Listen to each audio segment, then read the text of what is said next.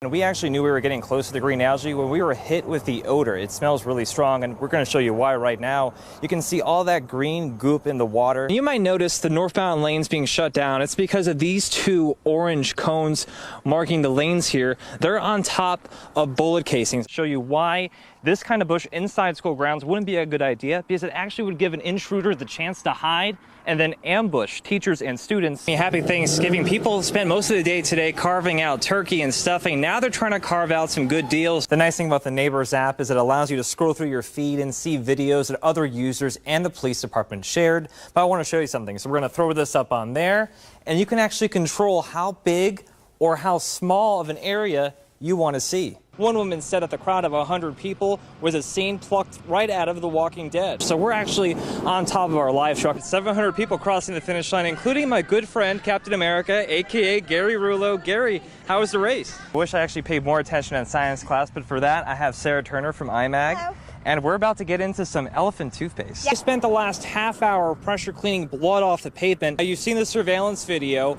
of ZombieCon survivors fleeing from the scene, and now you're going to get a chance to hear from them on how they described that night. Witnesses telling me all they heard was a bang, and then they saw the pilot climb and then crawl out of the wreckage. Good morning, Danny. We're going to show you why Sky Zone of Fort Myers is a slam dunk. Oh, slam dunk. World Series champion Chicago Cubs. It's not just a line in Back to the Future 2 anymore. Just another minute. It was a long journey for these golden retrievers. We're almost there, Sasha. Almost there, Houston. Welcome to your new home, South Florida.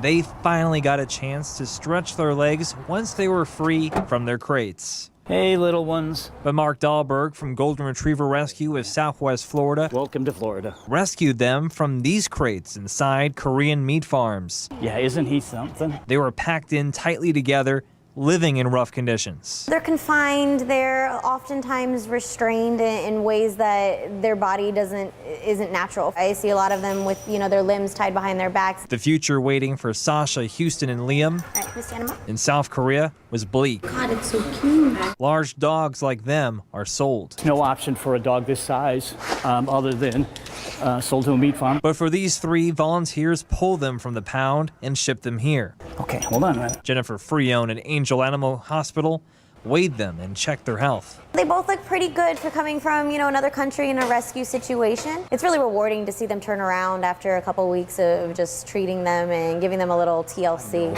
I know. Much to our surprise, they are all seemingly very healthy. They're all very well adjusted. They all seem very happy, typical golden type pups. They just have to get used to English first. We quickly kind of reminded the volunteers that the dogs probably haven't been exposed to a lot of English, so it's probably easier for them to learn English than us to learn Korean. But they do understand a good belly rub. Hope you have a happy holiday, little pups.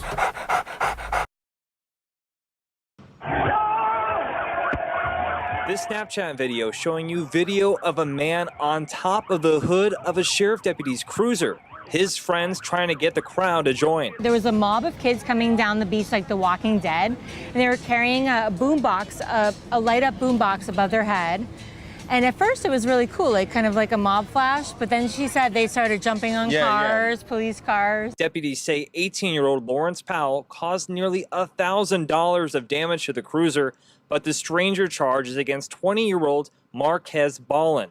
Deputies say he used a boombox to encourage the crowd to riot. Actually carrying a boombox, he was running back and forth down the beach. Everybody was following him. Surveillance video from Yo Taco showing you a young man with a bright yellow backpack getting chased down by a deputy.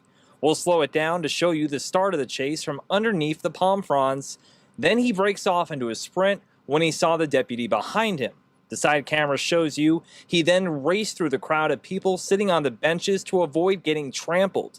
The last camera angle shows him dodging trash cans when the deputy got to him. I was always raised not to make silly decisions that would affect the rest of my life. These cell phones show you deputies trying to keep people away from the chaos. We were surprised at the turn it took. We all have fun. We've all been there. We've all done crazy things, but you definitely want to be able to reel it in. You want to be able to have a good time without causing any damage.